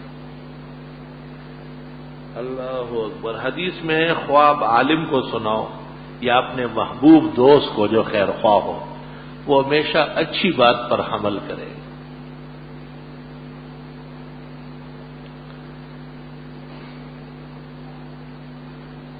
بہت زیادہ القاب کی ضرورت نہیں ہے، من آنم کے من دانم۔ معلوم یہ کرنا تھا کہ 41 مرتبہ سورہ مزمل اور 141 مرتبہ سورہ یاسین پڑھنا، اول و آخر درود کے ساتھ پڑھنا، کیا یہ ہمارا بزرگوں سے ثابت ہے؟ بزرگوں کے اعمال مختلف ہے، یہ تجرباتی چیزیں ہیں۔ جیسے آپ کو کوئی علاج کے لیے دوا بتا دے تو آپ یہ کہیں گے کہ ہمارے بزرگوں نے یہ کیپسول کھایا تھے یا نہیں؟ انہوں نے نہیں کھایا، آپ کو کھانی پڑے گی۔ یہ تجربے کی چیز ہے۔ جیسے ایک استاد بچے کو کہتے یہ سبق 20 مرتبہ دہراؤ، کسی ایک سبق کے لیے کہتا ہے یہ آپ کو 40 بار پڑھنا پڑے گا۔ یہ کیوں؟ کیونکہ استاد کو یقین ہے کہ اتنی مرتبہ پڑھنے کے بعد بچے کو یہ سبق یاد ہو جائے گا۔ کسی بھی عمل کے شروع میں درود نہیں ہوتا، منع فرمایا حدیث شریف میں، ترمذی میں 5 حدیثیں ہیں۔ پہلے حمد پھر درود۔ جلسوں میں بھی نعتیں شروع ہو گئی ہے، حالانکہ تلاوت کے فوراً بعد حمد خداوندی پھر نعت۔ حدیث میں ہے اذا دعوت فاحمد اللہ ثم صلی علی النبی ثم صل ما شئت، تو جب دعا کرنے لگو پہلے حمد کرو، پھر درود شریف پڑھو، پھر جو مانگو مانگو، اللہ عطا کرے گا۔ ترمذی شریف جلد اول میں بھی اخیر میں صلوات کے ہیں، اور کتاب الدعوات میں بھی الدعوات الکبیر میں ہے۔ عورت اگر آدھی آستین کی قمیص پہنی ہوئی پر جسم اس کا مکمل چادر میں ڈانپا ہوا ہو، ایسی صورت میں اس کا نماز، جب اوپر سے ایک اور چادر ڈکی ہوئی ہے تو نماز درست ہے۔ شاہ عبداللطیف بٹھائی ہمارے بزرگوں میں ہے یا بریلویوں کے؟ بریلویوں کا بزرگ کوئی نہیں ہے۔ احمد رضا خان سے پہلے دنیا میں کوئی اتنے بڑے پیمانے کا بدعتی نہیں ہوا ہے۔ سچی بات یہ ہے کہ ان بدعات اور شرکیہ عقائد میں ان کا بزرگ شیطان ہے۔ اور شاہ عبداللطیف بٹھائی رحمت اللہ علیہ اعلیٰ درجے کے موحد و متبع سنت تھے۔ ان کے دوئے موجود ہے، وہ توحید خداوندی سے لبریز ہے۔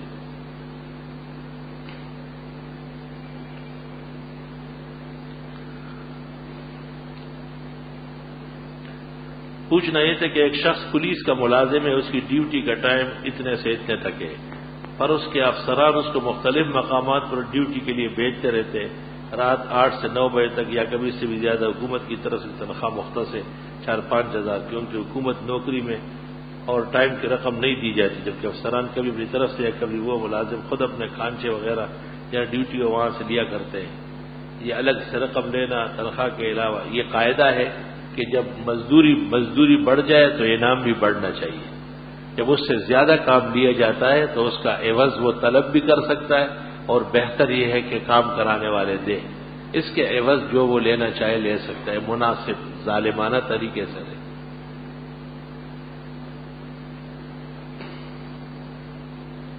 لکھا ہے کہ فقیہ ملت و پیر طریقت و کبیر ملت و دین جیسے القابات لگانا، جس کو الف بھی نہیں آتے، یہ تو طریقہ ہے۔ القاب تو انہیں کو دیا جاتا ہے جو کچھ بھی نہیں ہوتا۔ امام ابو حنیفہ کوئی لقب دیتا ہے، بس امام اعظم کافی ہے، لیکن یہ بہت سارے سطرے بھر دیتے، ہمیں پتہ ہے کہ یہ سب جعل سازی ہوتی ہے۔ اسی شخص کو ایک بات کہے آپ جو مذہب کے اور اس کے مزاج کے خلاف ہو، دیکھے کیا حشر نشر کرتا ہے۔ ایک آدمی آئے گا، آپ کے ہاتھ چومے گا، پیر چومے گا، جھکے گا، حضرت دعا، آپ کا داڑھی رکھ لو، اس کا ٹیمپریچر ہائی ہو جاتا ہے۔ تو عقیدت تو یہ ہے کہ اس کی بری بات بھی اچھی لگے۔ جب تک ایسی کیفیت نہ ہو، عقیدت کا نام بھی نہیں ہے۔ اس لیے میرے تو جو ہاتھ چومتے ہیں، مجھے تو اتنی تکلیف ہوتی ہے کہ میں ان سے پوچھتا ہوں کہ اب یہ جو تم نے میرے ہاتھ گندے کیے، یہ دھوؤں گا کہاں جاؤں گا دھونے؟ یہ صرف صابن سے تو نہیں دھلائیں گے۔ فتاوی عالمگیری کے مطابق نمازی مسجد میں آنے کے بعد نماز کے انتظار میں بیٹھے ہوئے نمازیوں کو سلام نہیں کرے گا۔ آج کل ائمہ مساجد اکثر و بیشتر ایسا کرتے۔ ایک مسجد کے امام کو اس کی تنبیہ کی تو بولے کہ مسجد میں سامنے سے داخل ہوتا ہوں، محراب کے راستے جب ایک اور امام صاحب جب جمعے کا آواز شروع کرتے ہیں تو سب نمازیوں کو سلام علیکم کرتے ہیں۔ معلوم یہ کرنے تھے کہ یہ ممانعت کس وہ دونوں امام غلط ہے اور آپ نے عالمگیری کا حوالہ صحیح دیا ہے۔ مسجد میں نماز کے انتظار میں جو لوگ صفوں کی شکل میں بیٹھے ہو ان کو السلام علیکم نہ کیا جائے، اور جو لوگ مسجد میں آ کر کے کسی کے لیے کھڑے ہو گئے، راستہ دے رہے، ان کو سلام کرنا جائز ہے۔ وہ صفوں کے حکم میں نہیں ہے، صفوں کے حکم میں وہ ہے جو صفوں میں بیٹھ گئے ہو۔ کسی کافر یا شیعہ کے لیے ان کے مرحومین کے لیے دعائے مغفرت کیسا ہے؟ قرآن کریم میں ہے کہ نبی کو بھی اجازت نہیں ہے کہ وہ کافر کے لیے دعائے مغفرت کر لے. وما كان للنبي والذين آمنوا ان يستغفروا للمشركين. اجازت نہیں ہے پیغمبر زمانہ کو اور ان کے مسلمانوں کو کہ وہ کافر مشرک کے لیے دعائے مغفرت کر لیں.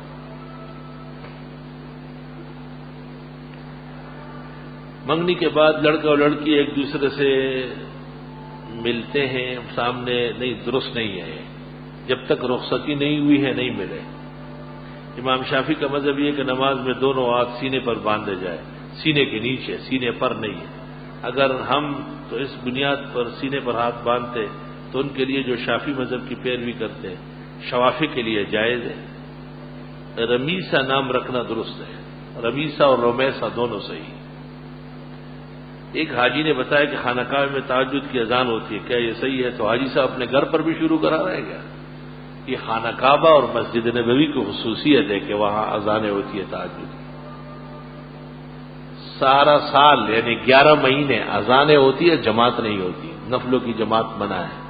صرف رمضان شریف میں قیام اللیل کی جماعت ہوتی ہے. تمام زیورات جو جہیز میں لڑکی لائی اور لڑکے دونوں نے دیے، جو کہ لڑکی کی ملکیت ہو گئی، اس کی زکوٰۃ شوہر ادا کرے گا؟ نہیں، بیوی. اگر شوہر ادا کر لے بیوی کی طرف سے تو ہو جائے گی. اگر رکعت نکل جانے کا خدشہ ہو تو وضو کے صرف فرائض کر کے جماعت میں جانا چاہیے یا پورا وضو؟ پورا وضو. شہوت کے باعث مزی نکلے اور کپڑے پر لگ گئے تو کپڑا دھونا ضروری ہے اور استنجا وضو. شوہر اور بیوی کے کھیل کے دوران عورت کے پانی نکل جائے جبکہ جماع نہ ہوا ہو تو عورت استنجا وضو، کپڑے بھی صاف کرے گی، استنجا وضو دونوں لازم ہیں. سب سے آخری صحابی جن کی وفات مکہ مکرمہ میں 102 میں ہوئی، ان کا نام کیا تھا؟ حضرت عمر ابن طفیل رضی اللہ تعالیٰ عنہ. 107 یا 109 میں ہوئی. استاد محترم، آپ کے رسالہ سنت کے نام شائع ہو چکے. وتر کے بعد کوئی نفل پڑھنا جائز نہیں ہے، لیکن مشکات شریف میں ایک حدیث ہے کہ حضرت وتر کے بعد 2 رکعت نفل پڑھتے تھے. پہلی بات یہ ہے کہ وہ جو میرا رسالہ ہے اس میں یہ نہیں لکھا ہوا ہے کہ جائز نہیں ہے، اس میں لکھا ہے کہ جائز ہے، بہتر نہیں ہے. تم سرے سے احسن الوتر پڑھنے کے اہل نہیں ہو تو مشکات کیا پڑھو گے؟ روایات ہونا کوئی بڑی بات نہیں ہے، عمل یہ نہیں ہے، سنت کے خلاف ہے. روایتیں تو ہر طرح ملتی ہیں. ان تمام روایات کا احسن الوتر میں جواب لکھا ہوا ہے، لیکن اللہ تعالیٰ آپ کو عقل دے اور غیرت دے، کتاب کو توجہ سے پڑھ سکے.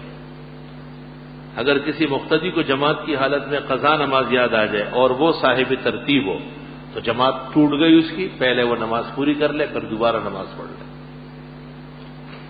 اور اگر صاحب ترتیب نہیں ہے تو یہ نماز پوری کر لے اور پھر اپنی بقیہ نمازیں پڑھتا رہے. فطر کے بعد کوئی نفل نہیں پڑھنا چاہیے، تہجد کی نماز بھی نہیں پڑھنا چاہیے. جی ہاں، تو کیا رمضان میں اگر کوئی وطر کی نماز پڑھ لے تو تہجد نہیں پڑھے گا؟ نہیں جی، نہیں پڑھے گا. جبکہ مسجد کے امام صاحب تو عام نمازیوں کو باجماعت وطر کی نماز پڑھاتے ہیں.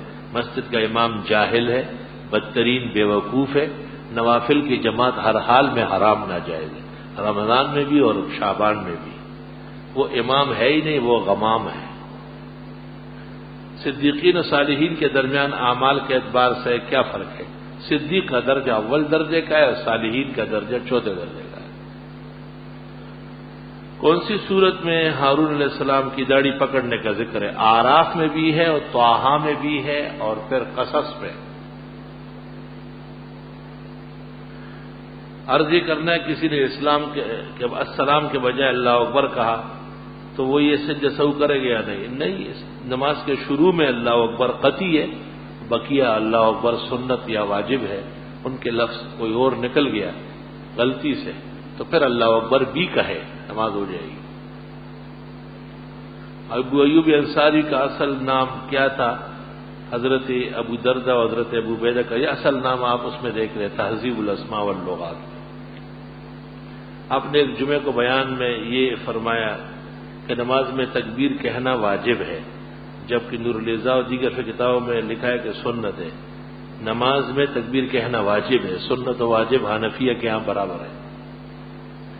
امام شافعی کے مطابق اگر نماز میں دونوں ہاتھ سینے پر باندھنے چاہیے تو آپ کے سینے پر ہاتھ باندھنے پر تنقید کرنا امام شافعی کے مذہب پر، امام شافعی کے ہاں سینے کے نیچے باندھنا ہے، سینے پر باندھنا نہیں۔ تم نہ امام شافعی جانتے ہو نہ کوئی اور امام جانتے ہو، تیری عقل ماری گئی ہے، فہم نہیں ہے۔ سینے پر ہاتھ باندھنا خالص خواتین کا فعل ہے، ہاں سینے کے نیچے یعنی ناف کے اوپر یا ناف کے نیچے، یہ ایک ہی چیز ہے۔ پھر امام شافعی تو ایک مجتہد ہے، لیکن یہ ہمارے ہاں جو سر ننگے کر کے ٹانگیں کھولتے، یہ کیا چیز ہے؟ یہ مجتہد ہے یا مقلد ہے؟ یہ ہمارے امام کو پہچان لے، یہ امام شافعی کو مان رہے تو پھر بقیہ فقہ بھی ان کی رکھے گا۔ گھڑی کس ہاتھ میں پہننا چاہیے؟ میں خود دائیں ہاتھ میں گھڑی پہنتا ہوں، اس لیے کہ نماز کی حالت میں قیام میں دائیں ہاتھ گھڑی کے اوپر آتا ہے اور اچھی طرح سے ہاتھوں کو قابو میں نہیں رکھا جاتا، اور انگوٹھی کے بارے میں بتایا۔ اصل میں اہل سنت کا شعار ہے کہ وہ انگوٹھی بائیں ہاتھ میں پہنتے ہیں اور روافض دائیں ہاتھ میں پہنتے ہیں، تو اس پر قیاس ہے گھڑی بھی، اور وجہ یہ لکھی ہے کہ بائیں ہاتھ ناقص ہے عورت کی طرح۔ اوَمَن يُنَشَّأُ فِي الْحِلْيَةِ وَهُوَ فِي الْخِصَامِ غَيْرُ مُبِينٍ، جس طرح مرد کو زیورات کی ضرورت نہیں، دائیں ہاتھ کو بھی نہیں، اور خاتون کو زیورات کی ضرورت ہے نقص پورا کرنے کے لیے، اس طرح بائیں ہاتھ کے لیے بھی، تو بہتر و افضل یہ ہے کہ اہل سنت کی گھڑی یا انگوٹھی بائیں ہاتھ میں ہو، دائیں ہاتھ میں نہ ہو۔ فتاوی شام اور در المختار دونوں میں ہے کہ دائیں ہاتھ میں انگوٹھی پہننا، اسی پر قیاس گھڑی کا بھی ہوگا۔ انہا من دیدن الروافض، یہ شیعوں کی نشانی ہے۔ ہمارے یہاں یہ رواج ہے کہ بیٹی کی شادی جب کرتے ہیں تو لڑکے والوں سے پیسے لیتے ہیں، اور باقاعدہ شادی سے پہلے رقم متعین کی جاتی ہے، اور کہتے ہیں کہ اس رقم سے ہم بیٹی کے لیے جہیز خریدیں گے، جبکہ یہ ایسا ہوا کہ بیٹی کو فروخت کر دیا، اور کبھی تو یہ رقم لاکھوں تک پہنچتی ہے۔ کیا یہ صحیح ہے؟ لڑکے والوں کا لڑکی والوں سے مطالبہ بھی حرام ناجائز، اور لڑکی والوں کا لڑکے والوں سے اس طرح چیزیں لینا حرام ناجائز۔ رابعہ بصریہ شادی شدہ تھی، اور کیا ان کے شوہر حضرت حسن بصری؟ نہیں، وہ شادی شدہ نہیں، اور ان کے شوہر حسن بصری نہیں ہے۔ قرآن مجید میں آئے تھے نور و کتاب مبین، اس آیت میں نور سے مراد قرآن کریم ہی ہے۔ دوسری جگہ بھی ہے آمنوا باللہ ورسولہ والنور الذی انزلنا، نور سے مراد وہ ہے اللہ فرماتے جو میں نے نازل کیا ہے، اور وہ قرآن مجید ہے۔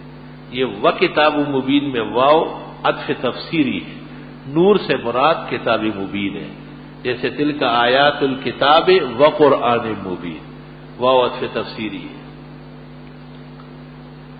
بہت سے دکاندار حضرات کافی بلند آواز میں تلاوت کلام پاک کا کیسٹ ترجمے کے ساتھ باہر کی طرف لگا دیتے، لیکن اس سڑک پر گزرنے والے حضرات ادھر بالکل توجہ نہیں دیتے، گزرتے چلے جاتے۔ کیا دکاندار حضرات کو اس عمل پر ثواب ملتا ہے؟ پہلی بات یہ ہے کہ آواز بقدر ضرورت ہو۔ دوسری بات یہ ہے کہ صرف ایک حالت میں قرآن مجید کا سننا واجب ہے، اور وہ نماز کی حالت ہے کہ جب امام پڑھ رہا ہو تو مقتدی خاموش رہے، بالکل نہ پڑھے، توجہ دے۔ امام ابن المنذر نے اپنی کتاب الاجماع میں اس پر اجماع نقل کیا ہے کہ اس ایک مقام کے علاوہ کسی جگہ سننا واجب اور فرض نہیں ہے، ہاں بہتر اور افضل ہے۔ تیسرا مسئلہ یہ کہ دکاندار کی نیت بہتر ہے کہ شاید مسلمانوں کے کان میں قرآن پڑھے، ترجمہ پڑھے، وہ کچھ مطلب لے، فائدہ اٹھائے۔ لوگوں کا توجہ نہ دینا یہ ان کی اپنی ایک کمزوری اور مجبوری ہے۔ دکاندار کو اپنی اچھی نیت کا ثواب ملے گا، اور لوگ جو بھول چوک میں گزر جاتے ہیں وہ معاف ہے، کیونکہ توجہ واجب نہیں ہے، بہتر ہے۔ اس کے خلاف جتنے فتوے ہیں وہ عدم تفقہ اور سوء فہم پر مبنی ہے۔ یہی تفصیل میں نے پیغام مسرت میں لکھی ہے، آپ وہاں تسلی سے پڑھ لیں، چھپی ہوئی کتاب ہے۔ عبد المطلب عبداللہ آمنہ کا اسلام میں کیا مقام ہے؟ یہ سب زمانے جاہلیت کے موحدین ہیں، امام اعظم نے ان کی نجات کا قول کیا ہے، اور احوط توقف ہے۔ 786 علی التحقیق بسم اللہ ہے، اس کے خلاف جو بات کہی گئی ہے وہ غیر تحقیقی ہے۔ ہاں بسم اللہ کا ثواب 786 سے نہیں ملے گا، وہ بسم اللہ ہی کی وجہ سے ملے گا۔ عورت نے سب سے پہلے جہاد کیا یا تبلیغ؟ عورت نے سب سے پہلے خاوند کے ساتھ ہم بستری کی ہے، یہ ضروری ہے. جہاد و تبلیغ دونوں اس کے لیے معاف ہے. جب آپ سے پوچھا گیا کہ ہمارا جہاد، تو آپ نے فرمایا جہاد کن الحج، تمہارا جہاد حج ہے. بخاری شریف کتاب الحج، ترمذی کتاب الحج. اور جب جہاد میں خواتین دیکھی گئی تو آپ حیران رہ گئے. آپ نے کہا لأی شیء خرجتن وبإذن من خرجتن ولم خرجتن، کیوں آئی ہو، کس کے کہنے سے آئے ہو، کس نے اجازت دی تھی؟ حیران پریشان ہو گئے آپ بہت زیادہ. یہ لال مسجد والوں کو سمجھاؤ ذرا. پوچھنا یہ کہ چادر اور انگوٹھی سنت ہے یا نہیں؟ اگر سنت نہیں ہے، بس ضرورت ہے اور آداب ہے. پوچھنا یہ کہ قبر کے مٹی ڈالنے سے فارغ ہو کر قبر کے ارد گرد کھڑے ہو کر دعا کرنا چاہیے؟ نہیں، بیٹھ کر. اور جب دعا کے وقت آ جائے تو ایک آدمی کھڑے ہو کر، باقی بیٹھے بیٹھے دعا مانگے. قبر کے اخیر تک لوگوں کا کھڑے رہنا بدعات میں سے ہے. جنازہ جب تک نہیں رکھا گیا ہو تو بیٹھنا حرام، اور جب جنازہ رکھا گیا پھر صرف اتنے آدمی کھڑے ہوں جن کی ضرورت ہو تدفین کی، مٹی ڈالنے کی، بقیہ لوگ جگہ جگہ بیٹھ جائیں. نماز کے دوران اگر وضو ٹوٹ جائے تو دوبارہ نماز ادا کرنی ہوگی؟ جی ہاں. اچھا، اس میں بھی کنسیشن چاہیے آپ کو؟ عجیب وضو ہے آپ کا لوہے والا کہ وہ ٹوٹتا ہے پھر بھی نماز برقرار ہے. کانوں تک ہاتھ اٹھانے بغیر اذان دے سکتے ہیں. سنت طریقہ یہ ہے کہ ذا اس بائی کا فی سماخ اذنئی کا. آپ نے عبداللہ ابن زید ابن عبد ربی کو کہا انگلیاں کانوں کے سوراخوں میں ٹھونسو فإنہ اندى وامد لصوتک. ابو داؤد کتاب الاذان. اس سے آواز بڑھے گی. مچھلی کا شکار گولے سے کرنا ہر طرح شکار درست ہے، بشرطے کہ ان کی نسل تباہ نہ ہو، مکروہ ہے. ہاں، جو مچھلیاں کھانے کے قابل ہو وہ پکڑی جائے، ماری جائے، جائز ہے. ہمارے کاروبار میں بہت نقصان ہو رہا ہے، چل نہیں رہے، کوئی ایسی دعا بتائے جس کی وجہ سے استغفار کی کثرت کرے. سورۃ یاسین 41 مرتبہ پڑھ کر روزانہ ایک بار پڑھا کرے. صدقے خیرات کے اچھے عہد کر لے.